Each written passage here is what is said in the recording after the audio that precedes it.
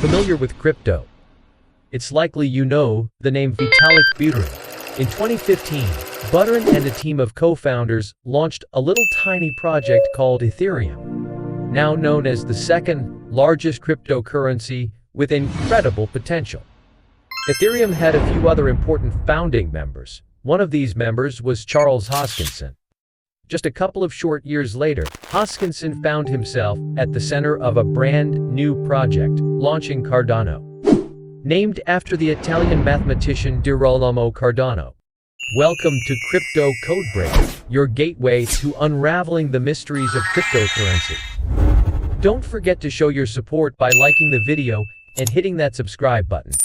Here, we explain topics of the cryptocurrency world using analogies, stories, and examples so that you can easily understand them. We'll talk about what Cardano is, how it works, and how Ethereum fits into all of this in this movie. First, what does Cardano mean? Let's start with a very simple answer to keep things easy. Cardano is just a proof-of-stake altcoin.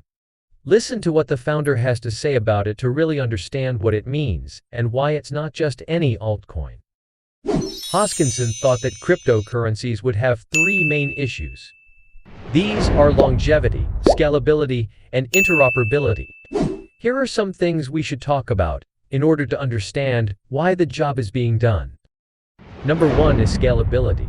Fans of Bitcoin know this problem all too well. Because of Bitcoin's block size, the network can only confirm around 5 to 7 transactions per second. Now, this is not even comparable to the Visa behemoth that can do tens of thousands of transactions per second. The block size debate in Bitcoin raged on for years, but at least one question remains for basically any cryptocurrency. How can this project scale? Now, as Hoskinson has said, we actually want things to speed up as more users use a system, not slow down as many of them do. If the network is being used, it needs to speed up in order to be consistent for its users. What he meant was that a blockchain's capability should scale linearly with its usage. Cardano solves this by using what are called epochs, which basically divide up who validates certain blocks in the blockchain. To be more specific, they use slots, and any of the nodes, the computers that people or groups use to run the blockchain, can be chosen to be a slot leader. For Cardano's proof of stake to work, you don't need to understand these words very well. Cardano calls this method Ouroboros, but because it is so complicated, Ouroboros could have its own video. What's important is that spots can be split up even more, which lets the network grow. This channel is slowly starting to rise, which means that each new video is getting more views and more people are subscribing. Please think about joining if you're watching this video and haven't already. We are working hard to keep making high-quality videos that teach people about cryptocurrency. The best way to thank us for our hard work is to subscribe and watch our next video. Moving on, the second problem is interoperability. So, this is a very old technological problem. Let's think about this using an example of early wireless networking.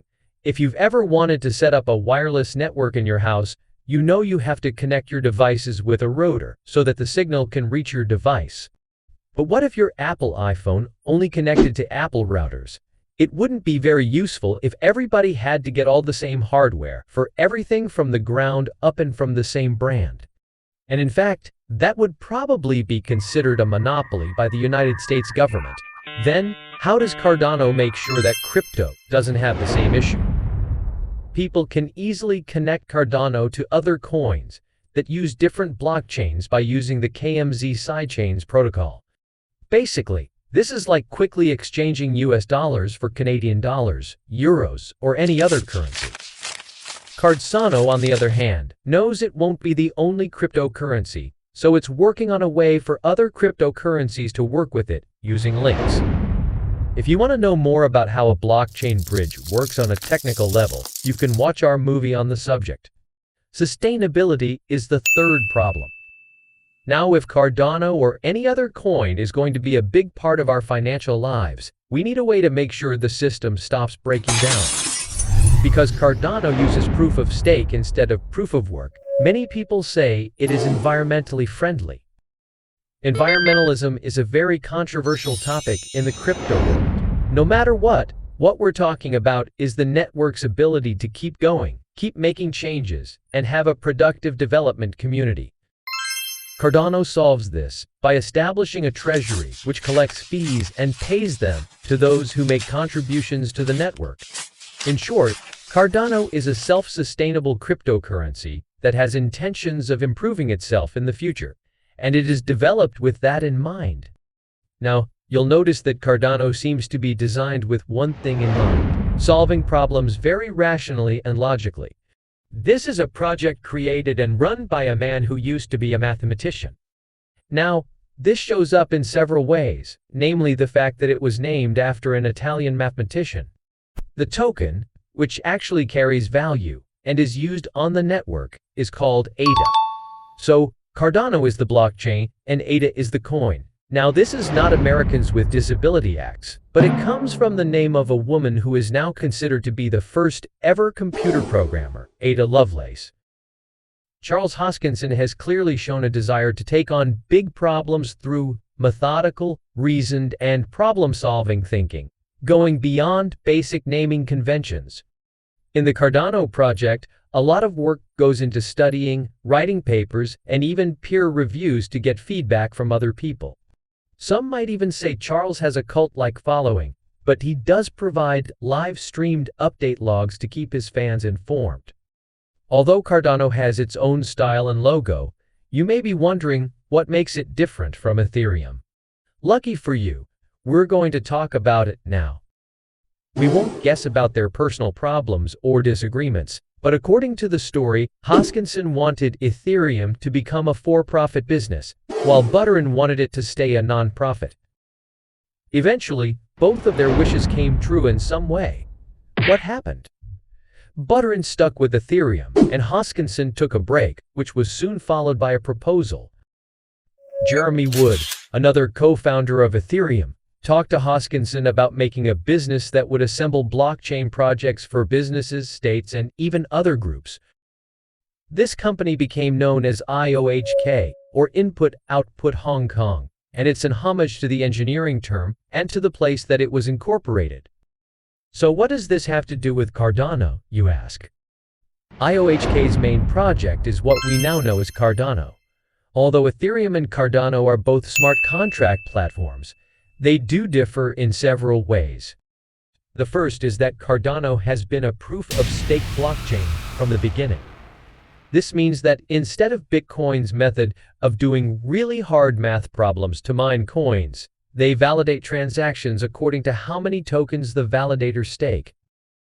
So, for example, if you own a lot of ADA, you can stake that ADA and have more power in the network than those who have little ADA. On the other hand, Ethereum began as a proof-of-work chain and is now changing to a proof-of-stake chain. It's also important to know that Cardano is deflationary, just like Bitcoin. Basically, this means that there is a set number. For example, 45 billion ADA coins will be made, while Ethereum makes more and more Ethereum every year. If everything else stays the same, that means that from an economic point of view, ADA should rise in value or gain more than Ethereum. But that's the closest. We'll get to price talk today, but let's think about the future and look at how Cardano is used now and how it might be used in the future. Even though there were a lot of sketchy scams during the 2017 ICO boom, Cardano did start out with an ICO. The only thing that made it different was that from then on, Cardano proved that it should be taken seriously by committing to thoroughly studying and testing its solutions.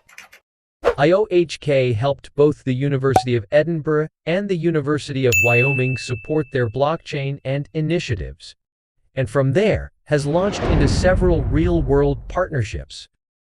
We can see the breadth and depth of Cardano's potential when we look at its partnership with the government of Georgia, the country, not the state. And they have decided to build an ID verification system using both Cardano and IOHK's enterprise solution, Atla. This is already getting more complicated and a little bit outside of the scope of this video. But they followed this in 2021 with an agreement with the government of Ethiopia to use Cardano for ID verification for students. Commercially though, and likely its most impressive partnership is with New Balance. I know what you're thinking, that's right. IOHK has been hired by New Balance to use its technology to verify the authenticity of its sneakers. IOHK has released a plan for Cardano's future using a blockchain as an exact and methodical filing system. It has 5 stages: deployment, foundation, decentralization, smart contracts, scaling, and government. The plan is there for you to read, if you want to. Each era brings a new challenge and expands Cardano's range of goods and features. Cardano will always have a plan for what to do next, no matter what the future holds.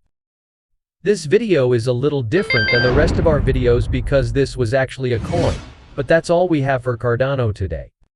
If you have any questions, feel free to leave them in the comments below. Cardano is a big project with a lot of hardy fans. Thank you guys so much for watching. We really hope that you've learned something in this video. Most importantly, we hope to see you in our next video.